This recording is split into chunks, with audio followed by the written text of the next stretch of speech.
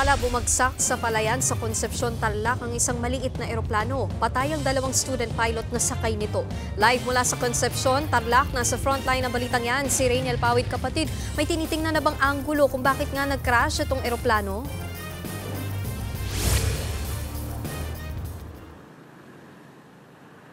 Nikki, posibleng engine failure o human error yung tinitingnang anggulo ng mga otoridad kung bakit bumagsak itong eroplanong ito. Sa buong maghapon naman ay pumunta na sa ground zero yung ilang mga aviation expert para kumuha pa ng ilang mga ebidensya na magagamit nga sa pagtukoy kung ano nga ba talaga yung sanhi ng naturang plane crash.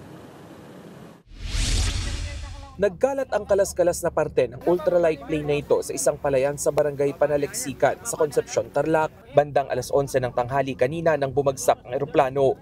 Agad naman itong pinuntahan ng ilang residente. Sila rin ang humingi ng tulong sa mga otoridad nang makita ang 2 sakay ng eroplano. Kasi po sa mga nakakitang tao, umikot-ikot muna daw po yung aircraft and then pabulusok na bumagsak sa diretso po sa palayan. So para po silang sardinas na napitpit, nagkalasog-lasog po yung aircraft. Base sa impormasyon ng Concepcion Police, isang 19-year-old na lalaki ang piloto ng eroplano na taga Mabalacat City, Pampanga. Kasama niya ang isang 18 anyos na babae na taga Makabebe. Pinabulaanan ng mga otoridad ang kumakalat na impormasyong Korean national sa mga biktima.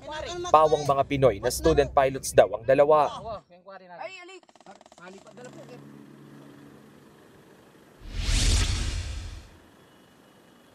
Nikki, sa nakuha nga nating impormasyon mula dito sa mga Concepcion rescuer, sinabi nila na pagkakuha sa site ay idineklara na agad na dead on arrival nga doon sa ospital itong 2 student pilot. At sabi nga nitong mga kaanak nitong 2 biktima ay humihiling sila ngayon ng pangunawa at pribadong oras muna, lalong-lalo na yung mga nagpapakalat nga ng false information sa mga social media at kung ano-ano pa yung mga hinala na pinaglalagay nga raw at ipinakakalat. Hindi raw ito nakatutulong bagkus nakadaragdag pa sa pighati na kanilang nararanasan sa ngayon. Nikki.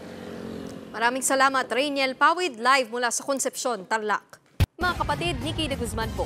Para sa mga impormasyong dapat ninyong malaman, mag-follow at mag-subscribe na sa social media pages ng News 5.